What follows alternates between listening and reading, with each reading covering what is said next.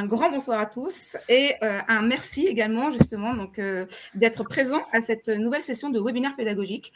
Nouvelle session consacrée à EasyVie, donc notre offre d'assurance vie et plus particulièrement au SCPI. Donc, fonds d'investissement qui justement sont positionnés sur notamment l'immobilier. Donc, nous sommes en présence aujourd'hui d'experts de renom qui sont notamment issus d'émetteurs qui sont présents dans notre offre assurance vie, notamment en gestion libre, et en présence également de CNP Assurance, qui est notre assureur. Donc, la question que l'on se pose tous ensemble, c'est SCPI, que faut-il penser de la baisse des prix? Donc, du coup, je vais juste partager très, très rapidement un ou deux slides avant de laisser la main, effectivement, à nos experts. Donc, je partage le slide. Et l'idée, c'est simplement de dire qu'on va s'intéresser à 4 grandes questions. La question tout d'abord du contexte macroéconomique et financier dans lequel ont évolué les SCPI. Ensuite, la question de la situation microéconomique, qui est issue de ce contexte macroéconomique. Ensuite, la question, est-ce le bon moment pour investir? Et enfin, faut-il sortir de ces placements immobiliers? On laissera ensuite la place aux sessions de questions-réponses. N'hésitez absolument pas à poster vos questions. Donc, on s'efforcera d'y répondre à toutes à l'issue justement de la présentation que feront nos experts. Donc, tout d'abord, justement, Titu UN Stados, qui est ingénieur financier chez CNP Assurance. Puis, nous avons ensuite Romain Baudouin, qui est responsable grand compte chez AEW Patrimoine. Puis, Grégory Motreff, qui est directeur partenariat grand compte et institutionnel chez Perial Asset Management. Damien Pocas, qui est responsable partenariat et distribution externe chez Sofidy. Et enfin, Daniel Weil, qui est, lui, directeur recherche et stratégie chez Primonial.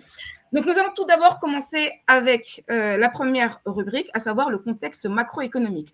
J'arrête le partage pour laisser plus de place à nos experts. Et nous commençons d'abord avec Titu UN, sur le sujet.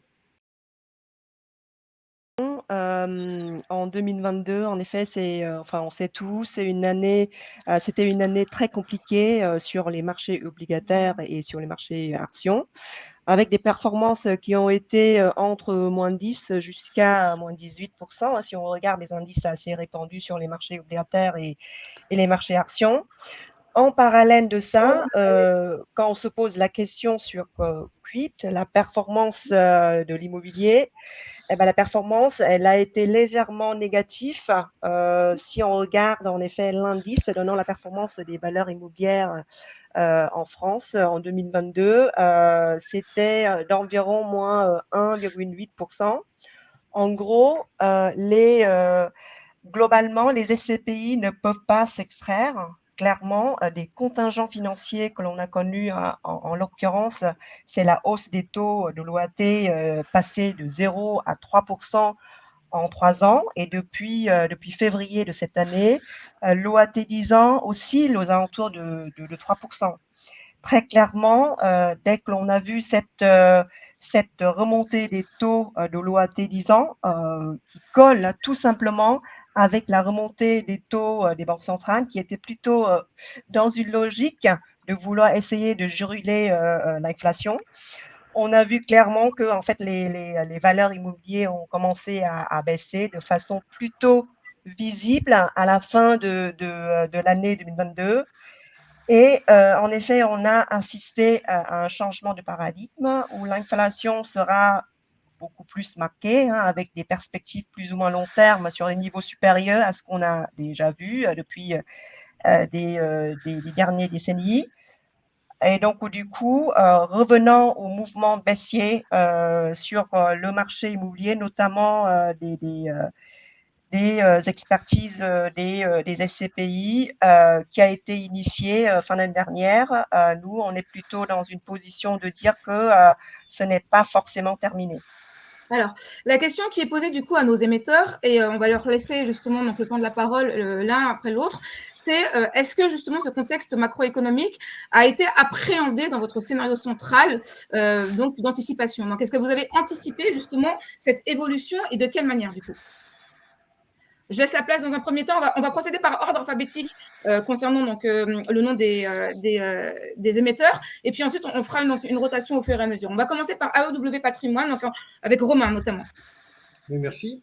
Je pense que c'est important, en effet, de repréciser le contexte et de parler en fait de cette remontée brutale et qui a surpris, je pense, la place financière mi-2022, ce contexte donc, de remontée des taux, et qui s'inscrit en fait et qui va impacter globalement le marché de l'immobilier à travers, j'allais dire, deux impacts principaux qui vont être eh bien, tout simplement la classe d'actifs en tant que telle qui doit eh bien, proposer une performance supérieure du coup par rapport au taux sans risque qui est offert par l'OAT. Et donc, techniquement, on appelle ça la reconstitution de la prime de risque. Et donc, du coup, eh bien, tout simplement, mécaniquement, quand les taux remontent, eh bien, l'immobilier eh bien, voit sa valeur baisser globalement, plus ou moins. Alors là, c'est un schéma mécanique un petit peu. Et donc là, on est un peu sur une approche macro. Ensuite, il y a le deuxième aspect, c'est que l'immobilier, eh bien, vous le savez, se finance à travers la dette et se refinance également, a besoin de refinancement. Et donc, du coup, eh bien, quand les taux remontent, les opérateurs immobiliers, eh bien, les opérations de prêt coûtent plus cher, donc aussi bien pour le particulier que pour le professionnel. Et donc, forcément, ça eh bien, diminue, j'allais dire, et ça coûte plus cher et ça diminue la possibilité d'investissement des acteurs. Et donc, ça ralentit aussi le marché de l'investissement. Ça, c'est au niveau macroéconomique. Et donc, du coup, bien sûr, on l'a vu et voilà. Donc, à un moment donné, on s'attendait à ce qu'il y ait une remontée des taux. Ce qui a surpris, c'est par sa violence. Et oui, on la prend en considération. Alors après, donc, on a différents outils qu'on verra par la suite pour essayer de la contrecarrer, plus ou moins avec les outils qu'on a à disposition dans l'immobilier.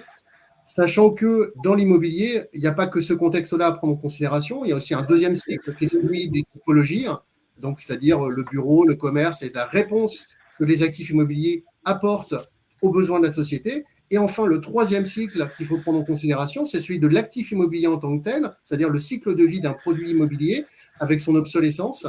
Et donc, vous le voyez, il y a plusieurs dimensions à prendre en considération qui vont amener, j'allais dire, à un contexte global de se dire, oui, remontée des taux nous amène à une baisse du marché de l'immobilier, mais ensuite, avec une situation qui peut être très hétérogène en fonction de l'actif, de sa typologie, de sa zone géographique.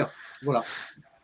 Et donc, forcément, donc, chez AEW, on regarde, on scrute, et je rejoins un petit peu Nîmes sur son constat de se dire qu'on a du mal à l'appréhender, mais on se dit que tant que les taux directeurs ne seront pas stabilisés, que la situation ne sera pas stabilisée, ça créera de l'instabilité au niveau des taux, et donc du coup également au niveau de l'immobilier, et donc toujours une petite inquiétude de se dire est-ce que la baisse va continuer ou pas.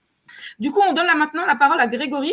Grégory, donc de Perial Asset Management. Grégory, quel est ton constat de ton côté en ce qui concerne justement donc, ce contexte macroéconomique? Est-ce que vous l'avez anticipé? Oui, alors je ne veux pas faire de la redondance avec Romain, qui a très bien expliqué justement la correction de la prime de risque immobilière, ce qui lui permet aujourd'hui d'être encore en attente d'équilibre. On le voit si on parle au niveau micro, si ce n'est du marché immobilier en lui-même, on voit qu'il y a toujours une baisse des transactions et qu'il n'y a pas encore d'équilibre entre les acheteurs et les vendeurs pour se retrouver à acheter à bon prix. Donc ça, c'est un fait aujourd'hui et c'est ce qui nous reste encore. C'est pour ça qu'on reste nous-mêmes encore attentistes, évidemment, pour nous positionner, si ce n'est pour refléter aujourd'hui la performance réelle des valeurs dans nos fonds. Donc, c'est toute la grande question. Nous, on l'avait appréhendé, évidemment, comme le disait Nîmes aussi en introduction, évidemment dès septembre 2022, puisque c'est à partir de là que la BCE a commencé à répliquer, à lever les taux, de par, on va dire, le soutien, évidemment, au contenir à l'inflation. Et puis, elle se reflétait, on va dire, sur d'autres typologies de fonds, comme vous les connaissez, qui sont les SCI, puisqu'elle réalise directement tous les trimestres une baisse, évidemment, la remontée des taux de par la baisse des valeurs des actifs. Et puis, évidemment, on appréhende, nous, des scénarios, évidemment, qui est, évidemment, prend en considération les budgets de l'année. Mais au fur et à mesure, évidemment, on l'a vu, la prime de risque, évidemment, enfin, si ce n'est sur les placements sans risque, recherche aussi les clients en termes d'épargne et puis concurrencer aussi l'immobilier où ça collecte. Et donc, aussi eux-mêmes rechercher une prime de risque plus forte sur les fonds immobiliers et plus de diversification. Ce qui fait qu'évidemment, on a bien vu que les CPI de bureau, principalement, ont aussi moins soutenu aussi la collecte cette année et reflète assez bien finalement le marché. Donc, il y a une certaine corrélation, je dirais, entre sur le marché de l'épargne, entre l'obligataire, finalement, entre l'afflux on va dire, de fonds financiers sur les nouveaux produits et la baisse sur les produits aussi immobiliers. Hein, on recherche d'autres aussi niveaux de rendement et aussi d'autres actifs. Donc, ce qui fait que ça a été pris en considération et comme le disait Romain, c'est la forte hausse, on va dire, des taux qui nous a un peu surpris parce qu'évidemment, les experts ont fortement suivi cette hausse pour justement et pour reconstituer cette prime, et ce qui fait que ça matérialisait des gros jeux, on va dire, sur les valeurs d'expertise, d'où notre présence ici, hein, c'est justement d'avoir appliqué ces baisses, évidemment, des actifs dans nos valeurs de réalisation et les refléter dans nos prix de base pour refléter la réalité, on va dire, des marchés immobiliers aujourd'hui. Alors, à présent, donc Damien, je te laisse la parole. Éventuellement, qu'est-ce que tu aurais à ajouter par rapport à ce qu'a dit Romain et Grégory? C'est vrai qu'on a beaucoup parlé en fait de micro, de macro, etc. On parle effectivement de l'environnement de taux, c'est primordial. Et encore une fois, comme le disait Grégory, j'ai pas envie de paraphraser les précédents échanges, mais c'est important également de se rappeler qu'on sort d'un contexte de crise sanitaire et globalement, ça a chamboulé les usages et principalement sur les actifs de bureau et c'est un peu l'objet de nos échanges aujourd'hui. Et il y a eu un effet d'accélération assez sensible hein, parce qu'on avait un phénomène de taux bas qui nous menait en fait à un environnement immobilier qui était plutôt favorable, hein, qui nous permettait de collecter sur nos SCPI, qui nous permet également d'investir. C'était une période faste, on avait le vent clairement dans le dos. Et de par ce contexte de taux et conjugué en fait au contexte sanitaire, on a eu en fait des vents qui ne sont pas contraires, mais des vents qui sont beaucoup plus durs à affronter et sur lesquels maintenant on arrive clairement dans une approche de nouveau cycle. Et il faudrait être clairement armé dans ce nouveau cycle pour aller saisir, je vais lancer le mot parce qu'on le dira plein de fois, lancer des opportunités que pourront nous offrir le marché. Et c'est vrai que pour revenir à ce contexte sanitaire, on voit que l'usage de l'immobilier a bougé. Post-Covid, on voit clairement que ce que nous demandaient les locataires avant s'est accéléré. On avait besoin de services autour d'un bureau, on avait besoin également d'espaces beaucoup plus maîtrisés. Et ce qui s'est passé, c'est que post-Covid, en sortie, tout ce qui est arriva et on amène finalement à une position où la demande des locataires aujourd'hui, c'est d'avoir des tailles de bureaux beaucoup plus maîtrisées qu'auparavant. On a une demande qui est assez structurelle également autour de la centralité. Et ça chamboule les cartes parce qu'en fait, quand un marché monte, tout monte. Et finalement, ces 10 dernières années, on n'a pas analysé au cas par cas, je pense, suffisamment les actifs. Et on voit apparaître maintenant des sous-classes d'actifs. On analysait le bureau dans son ensemble en disant c'est parfait, ça monte. On analysait le commerce dans son ensemble et on disait ça monte, c'est parfait. Et apparaissent finalement dans des sous-classes d'actifs, le gros bureau, le petit bureau. On a redécouvert également des classes d'actifs, le commerce de moyenne périphérie. Et on voit qu'il y a un challenge en fait entre toutes ces classes d'actifs et il y a un environnement qui change. Et le rôle en fait des sociétés de gestion et des SCPI, ça sera de s'adapter à ce nouveau cycle immobilier, avec en plus, et comme le disait Grégory, des opportunités qui vont se créer parce que le contexte de taux va mener à des compressions sur les valeurs, et ces compressions sur les valeurs vont être intéressantes pour aller chercher des belles opportunités à l'immobilier, à l'investissement, et ça permettra également de l'autre côté d'assurer des performances de distribution qui pourront être poussées vers le haut. On a toujours parlé d'inflation dans un concept très négatif, le verre d'eau à moitié plein, à moitié vide. À moitié vide, c'est effectivement la pression sur les valorisations. Le à moitié plein, ça sera également d'orienter également les distributions, parce que l'immobilier, c'est aussi positif dans un concept inflationniste, parce que ça nous permettra d'indexer les loyers. Alors, c'est du cas par cas, on peut pas faire des grandes analyses en tirant un trait avec une grande règle, mais il conviendra vraiment de regarder quand même un ensemble de paramètres qui permettront également de jouer avec ces analyses de valeur. Alors, on va reparler justement donc, de cette opportunité éventuellement d'investir ou de se maintenir éventuellement sur les SCPI actuellement. Daniel, je te laisse le mot de la fin éventuellement pour cette première rubrique. Oui. Oui, en fait, ta question initiale portait sur l'anticipation. Je crois qu'il faut se souvenir de ce qu'était la conversation il y a un an et demi, avant donc la guerre en Ukraine, et le mot c'était transitoire, hein, pour parler d'une inflation qui serait transitoire. Parce que, alors au début ça a été parce que c'est juste la conséquence de la réouverture des économies en même temps après la pandémie, parce que c'est la conséquence de la guerre en Ukraine.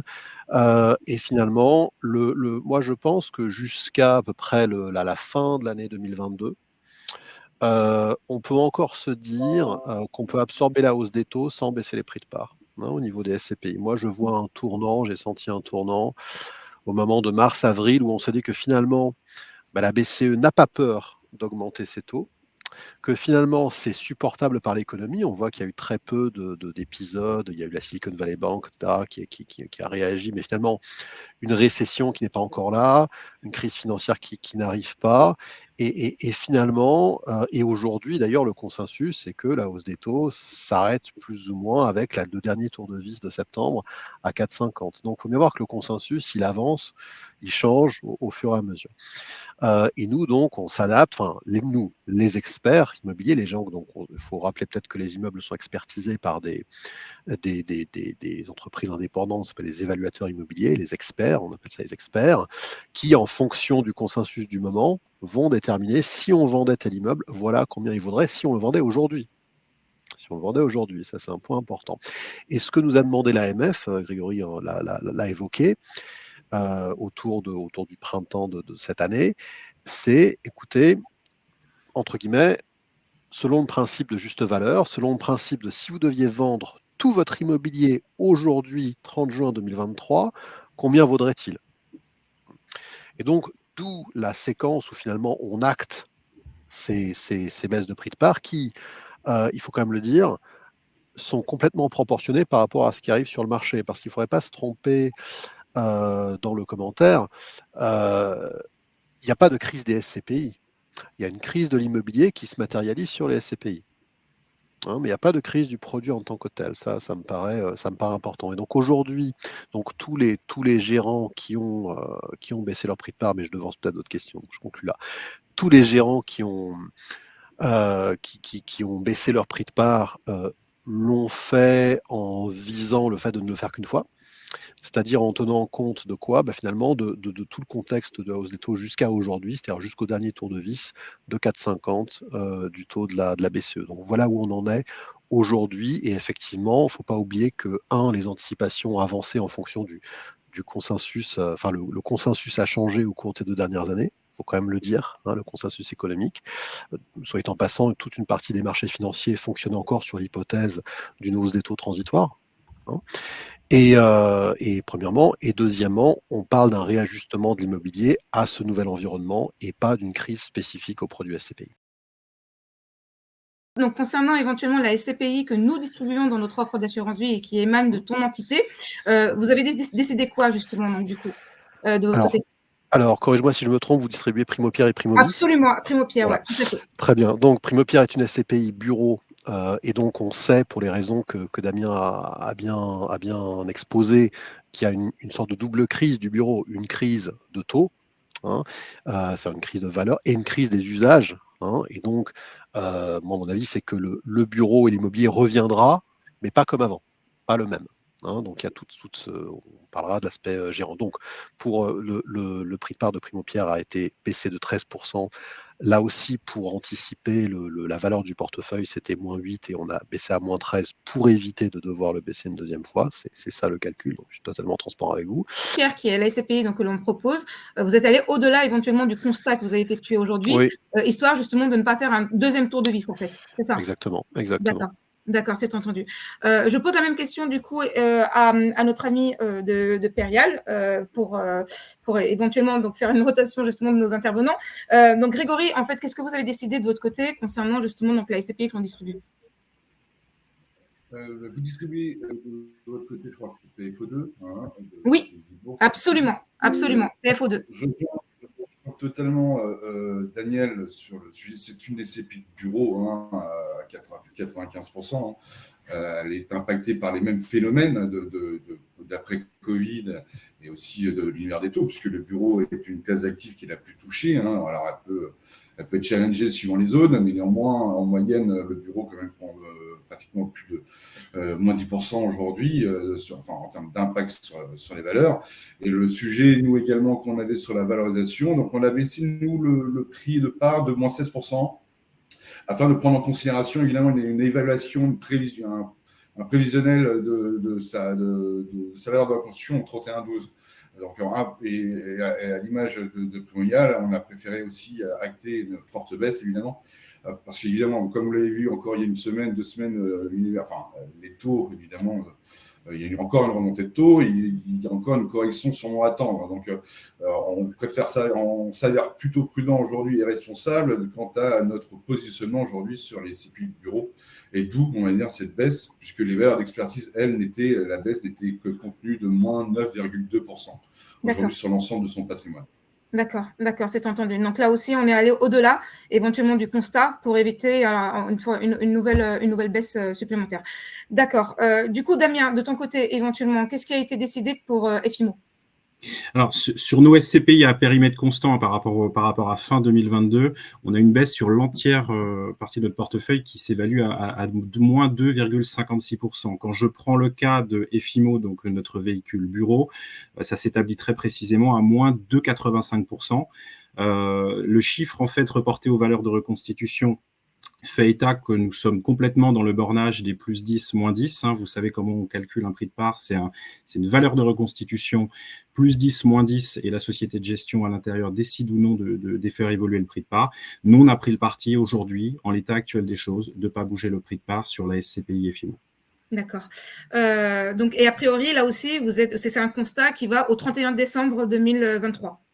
C'est des atterrissages, donc si bien entendu le marché est susceptible de rester en l'état, bien entendu, il est probable qu'on reste sur cette baisse, mais on garde une mesure toute relative en fait sur le marché de bureau puisque les choses peuvent encore évoluer. C'est pour ça qu'on prend beaucoup de prudence. Le positionnement dont la SCPI et FIMO fait preuve, c'est une position de forte diversification, forte granularité. C'est ce qui explique en fait un chiffre qui résonne un peu différemment de ce qu'on peut voir sur le marché. Je rappelle, c'est un travail, les valeurs de reconstitution qu'on fait tous les ans. C'est quelque chose que j'ai tendance à rappeler aux associés, mais également à nos partenaires. Mais on a un devoir de transparence. On vous émet des bulletins trimestriels, on vous émet des rapports annuels. La SCPI n'appartient pas à la société de gestion, elle appartient aux associés. Donc ce rôle de transparence, en fait, on l'a mécaniquement au travers des documents qu'on vous envoie trimestriellement, annuellement. Et c'est vrai que l'AMF, de par ce qu'elle nous a demandé au printemps, a demandé une transparence supplémentaire liée en fait à ce qu'on a évoqué autour de la première question et l'évolution des taux. Il y a une adaptation à faire et il est vrai en fait que fonction de la classe d'actifs, l'adaptation est différente. On a des sujets sur le commerce qui montrent plutôt des signaux positifs. Le bureau, en fonction de comment il a été travaillé ces dernières années, il y a des évolutions qui sont plus ou moins importantes. Mais il est clair que cette remontée de taux, chaque classe d'actifs le vivra différemment. Et c'est important en fait, comme je l'ai expliqué en préambule, de sous-catégoriser de plus en plus les SCPI, de sous-catégoriser les classes d'actifs, voire même de faire un travail société de gestion par société de gestion, parce que, encore une fois, quand l'immobilier monte, tout monte, on regarde peu les disparités les uns vers les autres. Par contre, c'est quand ça baisse, en fait, qu'on va commencer à analyser au cas par cas. Et c'est important de faire ce travail, aussi bien pour le conseiller en gestion de patrimoine qui vous accompagne, que pour vous en tant que client, au travers de la transparence qu'on vous offre sur les rapports annuels, sur les bulletins trimestriels. Donc, Romain, qu'en est-il de Atout Pierre Diversification, du coup ? Alors, déjà, je voulais juste souligner le fait que l'expertise intermédiaire était une recommandation de l'AMF et donc une recommandation et que l'ensemble des acteurs n'ont pas suivi cette recommandation. Alors nous, chez AEW, on l'a fait et on l'a fait sur la totalité du patrimoine et d'ailleurs, depuis un certain temps, nous militons sur une fréquence des expertises d'ailleurs et peut-être une révision des expertises pour amener peut-être une réévaluation semestrielle à terme. Donc ça, c'est des discussions qu'il faut avoir ensemble, la place, et également, bien sûr, avec le régulateur qui va fixer le cadre du jeu, encore une fois, pour avoir de la transparence. Aussi rappeler que nous avons vécu un moment douloureux d'avoir été les premiers chez AEW à faire un acte de transparence au mois de mars, là où je pense que beaucoup se posaient la question de savoir s'il fallait le faire ou non. Donc nous avons pris notre courage à deux mains d'être les premiers à annoncer, à dire qu'on constatait que le marché baissait et que sur un de nos véhicules, on trouvait que l'écart qu'il y avait entre le prix de vente de cette SCPI et la réalité de marché qu'on constatait, nous paraissait défavorable à l'investisseur et surtout offrait une surprime au sortant, c'est-à-dire que les gens qui allaient sortir, allaient être mieux payés que la réalité du marché. Donc, dans ce souci de transparence, on a voulu, j'allais dire, prendre cette décision un peu courageuse de lancer le bal. Voilà, je pense qu'on a été à la fois, les professionnels ont bien vu notre démarche, l'ont bien comprise. Parfois, on a été un petit peu critiqué, forcément. C'est jamais des bonnes nouvelles d'être le messager d'une mauvaise nouvelle, mais voilà, il faut bien commencer et puis faire acte de transparence. Deuxième aspect, nous, nos travaux d'expertise nous ont été donnés à l'AMF. On n'a pas encore totalement fini d'analyser. On a aussi une petite phase, nous, de réflexion en ce moment. On n'a pas l'impression d'avoir un consensus sur l'état de la baisse auprès de nos experts. On a consulté plusieurs experts et de savoir là la baisse qu'ils constatent, savoir est-ce que c'est les 2/3, est-ce que c'est 50% à moitié de l'année, est-ce qu'il faut multiplier par 2 ? Voilà, donc on ne sait pas trop, donc on attend encore, on n'a pas encore totalement toutes les cartes en main, enfin en tout cas on estime. Donc sur certains véhicules, on a déjà pris les décisions parce que voilà, on estimait qu'on avait suffisamment de cartes en main, mais pas la totalité. Donc sur la toute diversification, on est encore en réflexion sur le sujet, même si bien sûr, très clairement, on constate une baisse. Ce matin, il y avait une réunion des professionnels des sociétés de gestion, donc de notre association qui s'appelle l'ASPIM, qui représente donc, où toutes les sociétés de gestion aujourd'hui présentes ce soir étaient également présentes à cette réunion. Et j'ai sous les yeux les chiffres de la moyenne des expertises par catégorie, et donc je vais vous les donner, j'en profite. Moins 6,5% pour le bureau, pour les CPI diversifiés, moins 6%, moins 5 pour le commerce, moins 2,4 pour la logistique et moins 1 pour l'hôtellerie. Donc là, c'est les principales classes d'actifs qui sont rappelées. Et on voit bien qu'il y a une baisse globale et puis qu'en effet, en fonction des usages, comme l'ensemble des acteurs l'ont dit, on voit qu'il y a plus ou moins de baisse, mais on voit bien qu'il y a un côté mécanique de la baisse qui impacte, toutes les classes d'actifs de l'immobilier. Et ensuite, en effet, les situations géographiques, la typologie peut, amplifier ou non cette baisse globale liée à la remontée des taux. Entendu, Romain. Est-ce que pour autant, justement, tu es en mesure de nous donner éventuellement une fourchette de baisse de prix de la valeur de la part éventuellement de cette SCPI à toute pierre diversification, ou est-ce qu'au moins tu peux nous donner un horizon temporel éventuellement? On sera forcément, si les décisions, si on devait annoncer quelque chose, je ne pourrais pas vous le dire puisqu'on ne l'a pas fait et donc on serait en délit d'initié. Donc ça ne serait pas bien. Et deuxième chose, forcément, je viens de vous indiquer la réalité, la moyenne du marché. On ne va pas forcément, on est dans ces constats-là. Après, c'est de savoir, on a des éléments de marché, donc on ne va pas s'écarter de ces éléments. Voilà. Est-ce que vous savez pour autant, justement, chez vous, au sein de votre entité, quand est-ce que vous pourrez être en mesure, justement, d'annoncer effectivement le constat ou pas? Je pense rapidement. Après, la temporalité, elle va être assez rapide. Et puis, en plus, dans tous les cas, toutes les sociétés de gestion, dans tous les cas, vont être obligées de faire l'exercice annuel de transparence, même celles qui n'auraient pas fait les expertises intermédiaires. Et donc, du coup, au 31/12, c'est-à-dire qu'au février-mars de l'année prochaine, là, on aura les rapports annuels. Damien le précisait parfaitement qu'en effet, dans tous les cas, le véhicule SCPI a quand même un côté qui est très intéressant parce qu'il nous oblige, nous, sociétés de gestion, à faire preuve de transparence à travers des outils qui sont les bulletins semestriels, le rapport annuel, contrairement à d'autres véhicules qui sont, parfois un petit peu plus obscurs en termes de composition, en termes de fonctionnement également. Il faut rappeler qu'il y a aussi des conseils de surveillance, que la société de gestion n'est pas toute seule, qu'il y a des représentants des associés à travers un conseil de surveillance qui sont au courant de la gestion, à qui on rapporte les décisions de la société de gestion. Et donc, c'est une gouvernance forcément de la société de gestion, mais qui est partagée régulièrement avec des représentants des associés. Donc voilà, ça, je pense qu'il n'y a pas beaucoup de véhicules et de formules d'investissement qui aussi bien ont un cadre aussi transparent et avec une gouvernance qui permet cette transparence. Entendu, Romain. Nîmes, chez la CNP Assurance, comment vous avez accueilli cette opération vérité demandée justement ou transparence plutôt, demandée par l'AMF? Est-ce que vous comprenez l'hétérogénéité justement des constats effectués par les émetteurs de produits? Oui, en effet, globalement, chez CNP, on a vu cette annonce comme un élément important de transparence vis-à-vis des clients et et comme un élément clé de la valorisation à date des actifs sous-jacents, reflétant pour la suite justement dans la valorisation au niveau du fonds. De notre côté, c'est plutôt positif de notre point de vue, cette opération, ces annonces.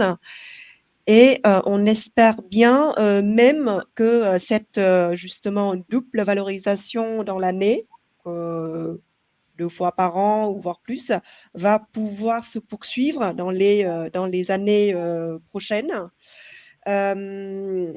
En revanche, faisant le lien avec justement les communications des sociétés de gestion au niveau de transparence des véhicules gérés, là, personnellement, je trouve que en fait, les investisseurs institutionnels, comme les clients finaux, auraient pu être mieux accompagnés par rapport à ce qui s'était passé. Ouais. Donc, il y a une espèce de crainte majeure sur ces supports. Et la question, on pourrait se poser, est-ce que cette crainte est réellement justifiée? Personnellement, je trouve que les communications des sociétés de gestion pourraient être améliorées et que voilà, les épargnants pourraient en bénéficier un peu plus de transparence. Et je trouve que c'est aussi le devoir, nous, en tant qu'assureurs, de challenger les asset managers, les maisons de gestion, partenaires qu'on a sélectionnés dans notre gamme d'offres en solutions de placement auprès de nos clients. Alors du coup, effectivement, donc les épargnants se posent au moins 2 questions là en l'occurrence. C'est est-ce que justement c'est le bon moment pour investir justement dans les SCPI? Plus particulièrement, est-ce que les corrections qui ont été actées donnent lieu à des points d'entrée intéressants pour se positionner justement aujourd'hui dans les SCPI, notamment les 5 SCPI que l'on propose aujourd'hui dans notre offre assurance vie. Et du coup, est-ce que vous avez comment vous gérez la situation? Donc on a vu effectivement avec Grégory et avec Daniel que du coup les constats effectués ont été au-delà justement de ce qui a été véritablement acté pour éviter éventuellement une nouvelle baisse supplémentaire. Donc, est-ce que on est sur un point d'entrée justement sur SCPI, eu égard éventuellement déjà au constat effectué, eu égard peut-être au changement de cap stratégique de la SCPI par rapport à la situation d'ensemble. Voilà, donc est-ce que vous escomptez éventuellement des ajustements qui donneraient lieu éventuellement pour la question est-ce le bon moment d'investir, à se dire c'est un point d'entrée plutôt intéressant éventuellement aujourd'hui que l'on a. Alors du coup, je pose la question dans un premier temps à Damien. Damien, je te pose la question d'abord. Alors, c'est vrai que la question du point d'entrée, c'est une question fondamentale. Mais après, en fait, d'une société de gestion sur l'autre, d'une SCPI sur l'autre, en fait, on va clairement constater des différences et des points d'entrée, en fait, qui vont diverger. Si je parle pour Sofidy, en fait, déjà, nous, ce qu'on voit, c'est qu'on a toujours une politique de collecte ultra maîtrisée. On a une politique d'acquisition également ultra disciplinée.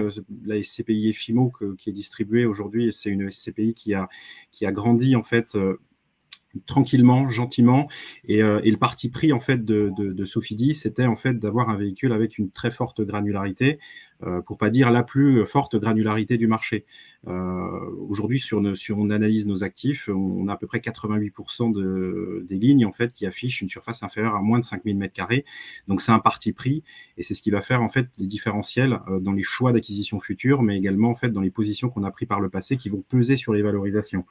On a pris le parti également de jouer une carte de pondération. On est sur un véhicule qui est classifié comme une SCPI de bureau. Néanmoins, on a une pondération commerce.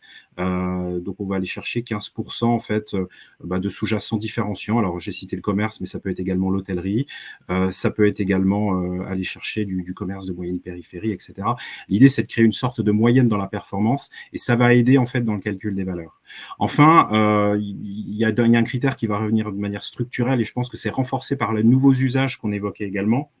C'est la notion d'emplacement, où aujourd'hui, les valeurs qui ont le mieux résisté, quand on analyse ligne à ligne les différentes SCPI du marché, le critère qui revient systématiquement de résistance, ça se retrouve sur l'emplacement.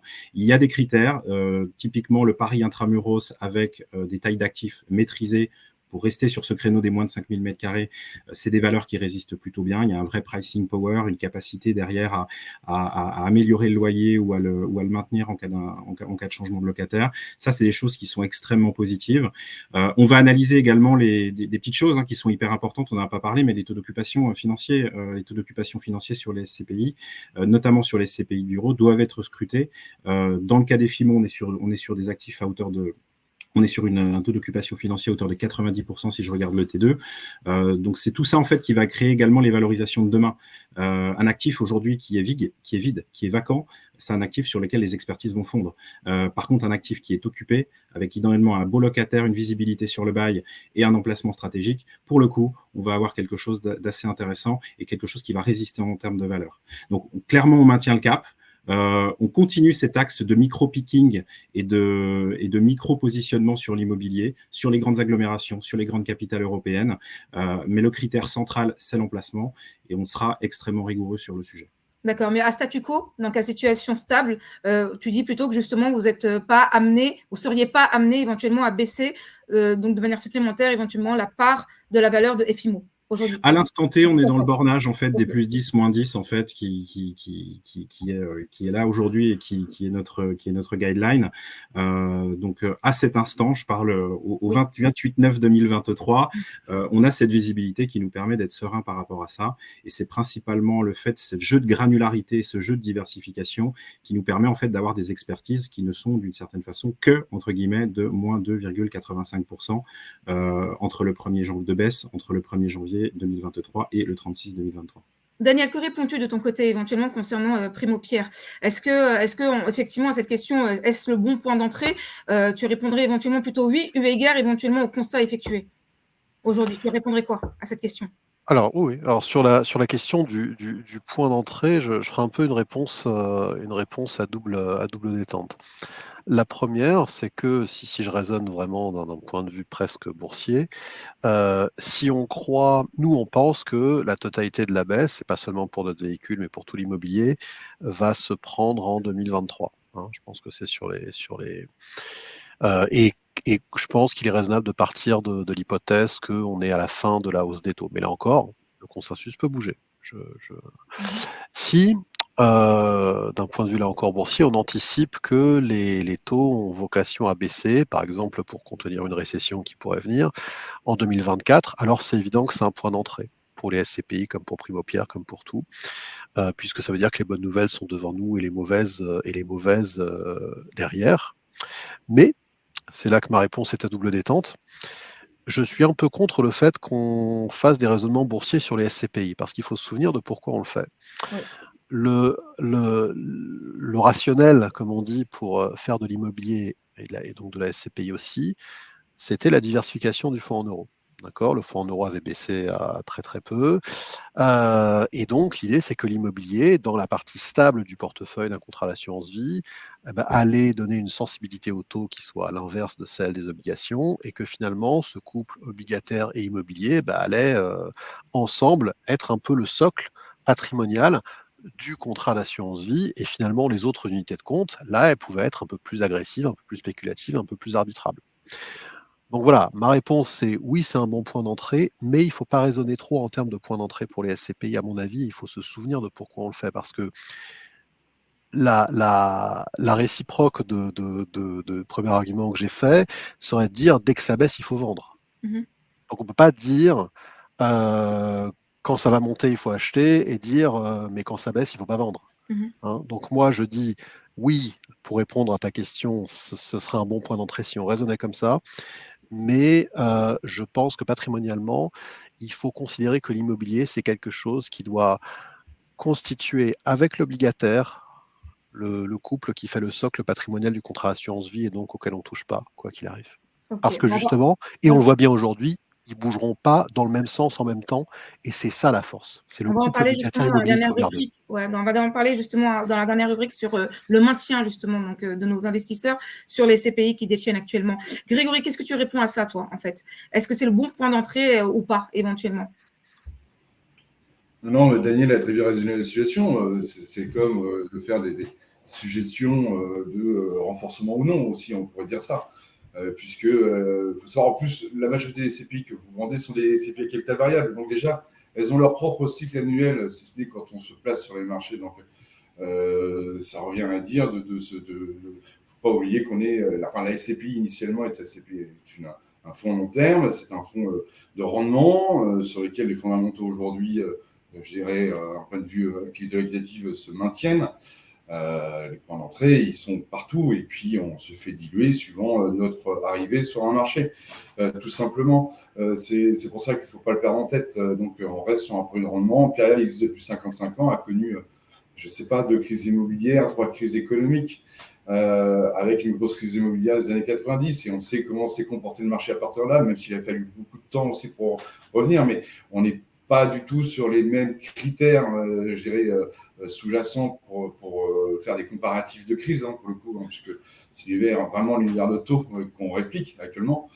Donc, je dirais, c'est à chacun de juger ou non si c'est un plan d'entrée, mais néanmoins, si on anticipe, comme on le dit, le retour, s'il y a encore une baisse des taux aujourd'hui actuellement, oui, c'est un vrai point d'entrée ou le moment de se renforcer. D'accord. Romain, est-ce que tu as quelque chose à ajouter à ça?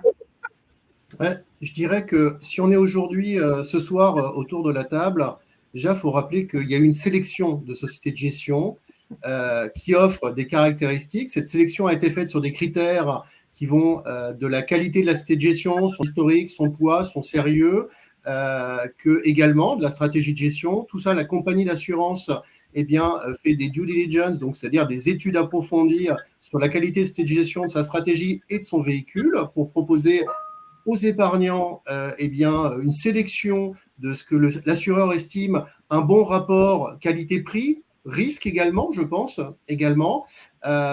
Également, il faut rappeler, et là, c'est l'ancien assureur qui parle, parce que j'ai la chance d'être également un ancien assureur, que peut-être que la question du point d'entrée n'est pas bonne, et que c'est plutôt de se dire que dans l'enveloppe assurance vie, on est dans une enveloppe de long terme, donc avec un sous-jacent qui se juge sur du long terme. Et donc, du coup, historiquement, moi, j'avais pour habitude de dire, quand j'étais assureur, que le plus important n'était peut-être pas la sélection de dire, tiens, j'ai pris le meilleur fonds à côté de mon fonds en euros, mais plutôt de me dire, investir régulièrement et investir, ne pas mettre tous ses œufs dans le même panier, et faire plutôt sur plusieurs, une sélection de plusieurs actifs, de plusieurs supports immobiliers et d'autres classes d'actifs, et que bien sûr de laisser le temps au temps et de respecter la nature du produit, c'est-à-dire qu'on ne juge pas à l'aune d'une crise si le produit est bon ou pas, il faut le mettre dans la perspective, et également savoir pourquoi on l'a souscrit, pourquoi on a fait ça. Et généralement, les gens qui font de la SCPI dans leur contrat d'assurance vie, c'est pour être sur la classe d'actifs. C'est également parce qu'ils pensent que c'est une classe d'actifs sur la durée, donc qui correspond bien à l'enveloppe sur laquelle ils ont investi. Et donc voilà, donc il y a des fondamentaux intéressants, c'est diversifiant. Et en plus, la CNP offre à travers le contrat d'assurance vie qu'il vous propose, une sélection au-delà même des supports immobiliers. Il y a je crois, plus de 200 unités de compte proposées, il y a toute une panel. Et donc, bien sûr, c'est à l'épargnant de faire son choix et d'aller chercher l'ensemble, mais toujours diversification et, régularité, ce qui permet d'investir dans différents millésimes et de ne pas être sous la contrainte de ces histoires de points d'entrée, parce qu'à la limite, toujours le point d'entrée, le meilleur point d'entrée, on le sait toujours après. On ne le sait jamais, sauf quelques médiums qui ne sont pas, je pense, autour de la table. Nîmes, qu'est-ce que ça t'inspire tout ça? Qu'est-ce que ça t'inspire justement l'ensemble de ces commentaires? Point d'entrée, bon point d'entrée, non, question qui n'a pas d'intérêt. Qu'est-ce que tu en penses toi éventuellement? Oui, justement, beaucoup d'éléments fondamentaux ont été déjà partagés par les intervenants autour de la table. Ce que je pourrais en dire en plus, c'est justement, il faut qu'on se rappelle tout. Les unités de compte immobilières sont des supports de placement long terme. Donc, la durée de placement recommandée minimum, c'est aux alentours de 8 ans. Et ils doivent être acquises dans une optique de diversification patrimoine. Et puis, n'hésitez pas, en fait, en tant que même investisseurs institutionnels, financiers ou particuliers, n'hésitez pas à ouvrir le capot et regarder ce qui est dedans. Et justement voir les caractéristiques, le profil de risque, le rendement immobilier, et faire attention aux empilements des frais relativement à l'investissement dans des UC immobilières, notamment des SCPI. Et toutes ces informations-là sont décrites en fait dans le document d'information clé qui ont été mises à disposition avant toute souscription, avant toute entrée en investissement aux épargnants. Et donc, du coup, il est impératif, de mon point de vue, de prendre connaissance de ces documents avant toute souscription. Et aussi, nous, de notre côté, vu la conjoncture actuelle des marchés immobiliers, ça renforce en fait notre positionnement historique, c'est de porter à la plus grande attention à la sélectivité et au respect de notre politique de souscription, s'agissant des unités de compte dont les marchés sous-jacents sont non cotés, donc illiquides. Donc, l'assureur apporte et assure la liquidité. Et donc, du coup, d'autant plus qu'on a une approche à la prudence dans la sélection des maisons de gestion, ayant un engagement dans la durée et être capable à expliquer aux clients comment l'investissement va se cadencer. Voilà, donc ça, c'est justement un élément clé pour un investissement actuellement. Si un particulier voulait considérer est-ce qu'il voulait investir ou pas en ce moment. Et encore une fois, les situations de chaque client sont différentes. Chaque personne sont différentes, donc un point de départ différent. Donc, il faut vraiment se donner du temps de réflexion, de tenir compte de tous les aspects avant de se décider. Alors, juste pour la dernière question, la dernière rubrique qui concerne éventuellement le maintien de nos épargnants éventuellement sur les véhicules éventuellement qu'ils détiendraient. Il y a deux sujets que j'aimerais aborder avec vous, donc cher émetteur. La première, c'est est-ce que vous avez une visibilité sur éventuellement le taux de distribution, notamment sur justement donc le maintien de ce taux de distribution, donc eu égard pour autant donc à cette baisse de la valeur des parts, donc chose déterminante quand même justement donc dans la décision de nos épargnants de rester. Et deuxième chose, est-ce que vous avez une visibilité également sur le taux de détention éventuellement donc, de vos SCPI sur la part investisseurs retail et investisseurs institutionnels? Donc, on entend par exemple parfois parler du fait que les SCPI qui sont majoritairement détenus par des investisseurs institutionnels seraient entre guillemets plus à risque et donc d'être sujettes à des comportements moutonniers. Donc, deux questions éventuellement qui sont peut-être éclairantes là aussi pour nos épargnants. Je donne la parole, pardonnez-moi, à Grégory dans un premier temps. Oui, pardon.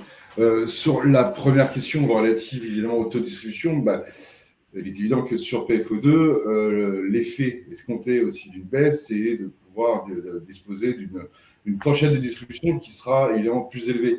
Et sur PFO2, nos objectifs de distribution restent toujours dans la même fourchette ramenée au prix de part. Donc on est entre un 7,80 à minimum en bas de scénario et jusqu'à 8,60 ou 8,50 pardon pour le haut de fourchette. Ce qui fait une fourchette de distribution qui passe de 4,80 à 5,20 au lieu de 4 à 4,40. Voilà, c'est juste pour faire le comparatif évidemment. Ces chiffres sont encore affinés, il reste encore un trimestre à encaisser.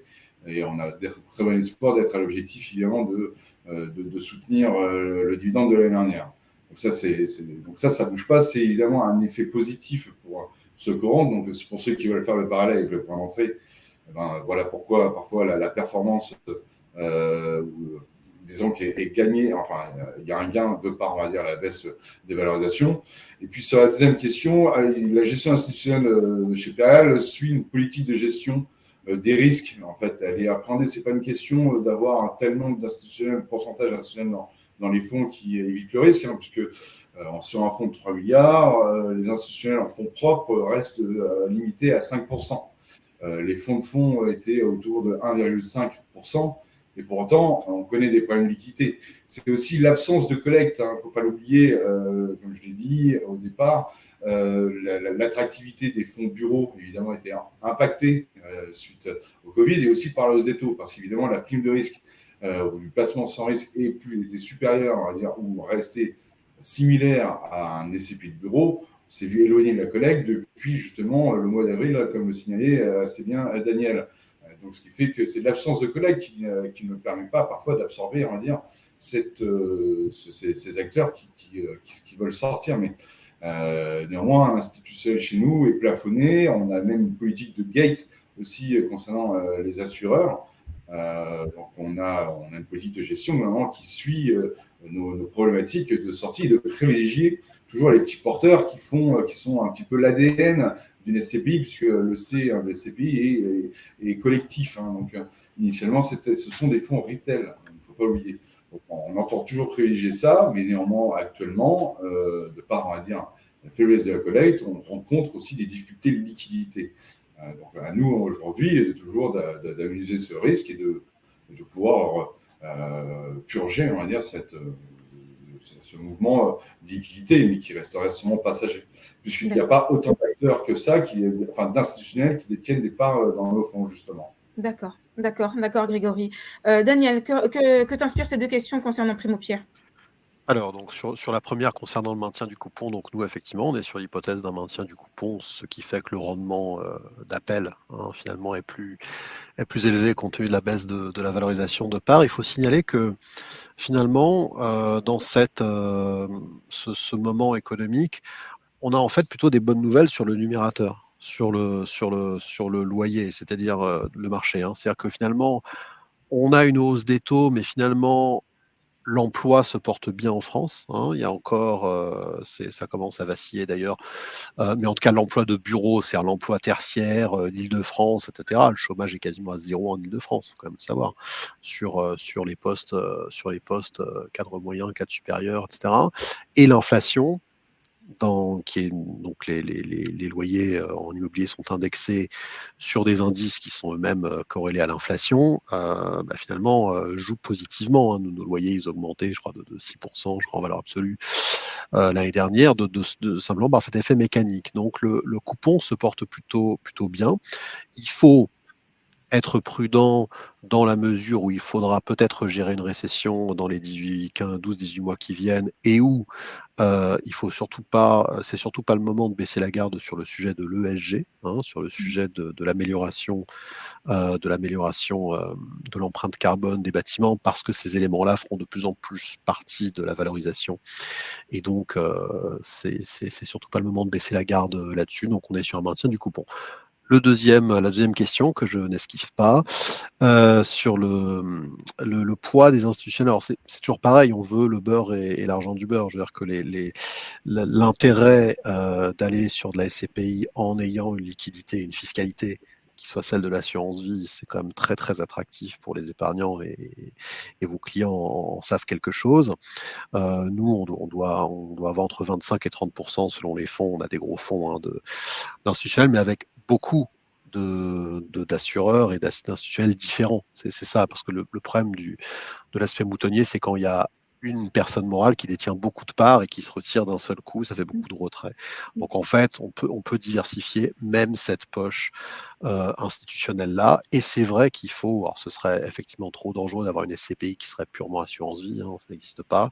Il y a le crédit, il y a le cash, il y a la nue propriété, qui sont des modes de détention qui par nature sont plus sticky, c'est le mot en anglais, mais le mot en français ne me vient pas, disons plus pérenne dans la durée de détention. D'accord, c'est entendu. Ok, Daniel. Romain, est-ce que si vous n'avez pas encore annoncé justement donc l'évolution de la valeur de la part en tant que telle, est-ce que vous avez quand même une visibilité aujourd'hui actée sur le taux de distribution, et qu'en est-il effectivement donc également de cette proportion de détention des investisseurs institutionnels pour le coup? Alors, en effet, il n'y a pas d'impact. Je pense que l'ensemble des acteurs vous le diront, qu'il n'y a pas sur la distribution les fondamentaux sont là. À un moment donné, on a parlé d'indexation des loyers et ainsi de suite. Donc, oui, les perspectives donc 2023 sont maintenues sur Atopia Diversification et sur l'ensemble de nos SCPI. Donc, il n'y a pas de sujet. Il n'y a rien de, j'allais dire, je pense qu'il n'y a rien d'extraordinaire à ça, vu le contexte. Derrière, je rejoins mes petits camarades sur l'impact et ce qu'ils ont pu présenter. Après, concernant la part d'institutionnel, la SCPI a 25% d'institutionnel, mais 20% de ces, enfin, donc en gros, sur ces 25%, il y a 5% qui sont des institutionnels en fonds propres, donc des fondations, des associations, des caisses de retraite, et je crois qu'on a une toute petite ligne de fonds, donc c'est-à-dire qu'il y a très peu qui sont sujets à bouger, et ensuite ce sont que des assureurs en unité de compte, comme eh bien, tout simplement la CNP qui vous propose eh bien, Atopia Diversification à travers les contrats d'assurance vie. Donc à l'heure actuelle, un constat, c'est que on n'a pas de part en attente. En effet, on a toujours quand même, là en ce moment, là, on voit bien une baisse de la collecte qui pourrait générer et ralentir la liquidité, mais eh bien, nous n'avons pas eu de retrait, de rachat demandé par des gros investisseurs institutionnels sur cette SCPI. Donc, on est plutôt serein à ce niveau-là pour l'instant. Donc, voilà, sur la SCPI, Atopia Diversification. Damien, qu'as-tu à dire concernant EFIMO ? On est serein également. Les fourchettes de distribution sont fixées entre 4,67 et 5,05. Elles seront affinées au fil des prochains trimestres. Je précise que s'il s'agit de fourchettes de distribution brutes, est fixée donc sur la base du prix au 1er janvier. Aujourd'hui, on n'a pas eu à baisser les prix de part pour afficher des performances qui se tiennent par rapport au rendement de l'année dernière. Sur l'aspect liquidité, à ce jour, 0 part en attente. On reste prudent par rapport à ce qui pourrait se passer sur le marché. Je pense qu'il faut rester humble par rapport à ce qu'on peut entendre, lire, etc. Donc, on est très prudent sur cette approche, même si aujourd'hui on n'a pas trop de sujets en interne. Et enfin sur la granularité des associés, parce que c'est un peu le sujet également autour des institutionnels. Aujourd'hui, le poids des institutionnels sur un fonds comme EFIMO, c'est 4,13%, et derrière, ça représente environ 20 000 associés. Donc on reste sur un support sur lequel il y a une très faible présence d'institutionnels. EFIMO est une SCPI qui a grandi au fil de l'eau, donc sur laquelle la collecte a été assez maîtrisée. En interne, chez Sofidy, on a toujours été très prudent par rapport à cette collecte institutionnelle qu'on savait intéressante à la rentrée, mais difficile à gérer à la sortie. Donc, on a été toujours en fait sur des chiffres qui étaient très raisonnés, et c'est ce qui explique, je pense, pour partie, qu'à ce jour, on a un niveau de liquidité sur la SCPI qui reste bon. Donc, encore une fois, je ne pourrais pas prendre de pari sur l'avenir. Encore une fois, la liquidité d'une SCPI, je ne peux pas vous la garantir. Mais en tout cas, beaucoup de sociétés de gestion mettent des garde-fous aujourd'hui, comme des lissages en fait sur les retraits qui peuvent être pratiqués par les associés, pour permettre en fait que tout le monde puisse sortir dans les meilleures conditions possibles et dans un délai qui est le plus conservateur possible également. Donc message quand même de prudence, même si aujourd'hui on n'a pas de sujet en interne. Du coup, Damien, une petite info complémentaire pour l'un de nos participants. Concernant EFIMO, quel a été justement le taux de couverture éventuellement d'expertise du patrimoine ? Vous avez... Non, exactement. J'ai vu cette question, effectivement, et c'est quelqu'un qui lit très bien nos actus, parce que c'est effectivement ce qu'on avait publié tout début juillet en faisant état de nos travaux autour des expertises. Ce qu'il faut savoir, c'est que les expertises qu'on réalise chaque année, quand on a un patrimoine comme des fonds comme Imorand, comme EFIMO, c'est pas un travail qu'on attaque au mois de novembre pour publier au 31 décembre. C'est un travail d'une année. Et si je reprends l'ensemble des actifs chez Sofidy, on est sur 5000 actifs acquis au cours de 36 dernières années. Donc nous, on a pris le parti en fait pour calculer les valeurs qu'on a émises au 36, d'avoir en fait une référence autour de un peu plus d'un tiers du patrimoine qui avait d'ores et déjà été expertisé, avec bien entendu un affinage qui sera réalisé sur la fin d'année. Mais on se dit en fait que le travail sur un tiers du patrimoine représenté sur 5000 actifs, ça donne quand même un référentiel quand même relativement cohérent par rapport à notre poche globale d'immobilier injecté dans nos fonds. Donc malheureusement, on ne pouvait pas intervenir sur l'intégralité du portefeuille. Aujourd'hui, le travail que nous demandait l'AMF, c'est un travail en 2 mois et demi d'aller expertiser, dans le cas d'EFIMO, 266 actifs avec certes des lignes de locataires derrière, ça représente plus de 1000 locataires. C'est pas un travail qu'on peut lancer en quelques semaines et sur lesquels on peut avoir un résultat aussi immédiatement. Donc il était important pour nous quand même d'avoir un gros référentiel au travers de ce 1 tiers, mais il faut pondérer le 1 tiers par rapport à 5000 actifs. On n'a pas fait un choix d'actifs du tiers qui nous arrangeait ou qui nous arrangeait pas, c'est un tiers qui est travaillé par les experts et on a pris cet échantillon vraiment pour avoir le travail d'expertise et d'extrapolation des expertises le plus propre possible. D'accord, Damien. Du coup, on a répondu à l'ensemble des questions. Nîmes, je te laisse le mot de la fin.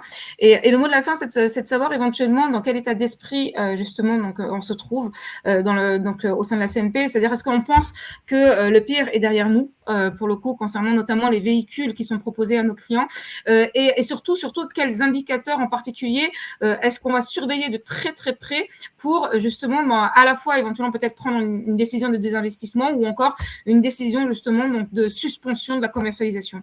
Donc, est-ce qu'on pense, que le pire derrière nous et petit 2, qu'est-ce qu'on surveille de très près, justement, comme du lait sur le feu pour éventuellement prendre ensuite des décisions en conséquence? Oui, Imen, en effet, pour la conclusion, encore une fois, l'objectif d'un investissement en SCPI, c'est de produire des revenus réguliers. Donc, c'est une sorte de placement pour une rente, mais adossée au cycle immobilier et aux actifs immobiliers sous-jacents. Donc, justement, les points qui a été échangés précédemment, donc, sur le taux de distribution, le taux d'occupation financier, donc les métriques de performance immobilier, qui est d'autant plus important dans ce contexte actuel. Et justement, au niveau du groupe, CNP Assurance renforce le monitoring sur le comportement en risque et en rendement des SCPI commercialisés. Et en effet, comme tu viens de dire, on se réserve le droit de suspendre la commercialisation sur des supports si c'est nécessaire et au verdict aux thématiques du juste prix. En effet. C'est ce qui est très important à mentionner au sein de la CNP, c'est qu'il y a justement en fait un exercice de due diligence qui est en train d'être mené pour justement donc aller au-delà en fait des constats émis par chacun justement donc chacune des sociétés et vous faire votre propre opinion justement de la réalité du terrain. Donc voilà, donc vous contentez pas des déclarations justement donc des émetteurs ici présents.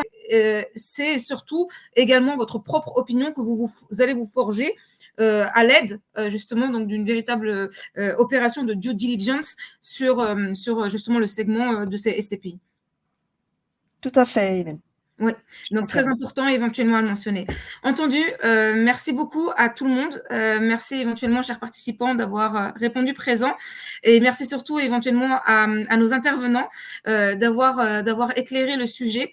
Justement, donc c'est un sujet qui est important aujourd'hui. Et donc, merci d'avoir répondu à nos questions. Je vous souhaite une très, très, très bonne soirée à tous. Et puis, donc, il y aura un replay à l'issue de cette session qui vous sera mis à disposition. Très bonne soirée. Merci bonne soirée à vous. Au revoir. Bonne soirée. Au revoir. À vous tous. Au revoir.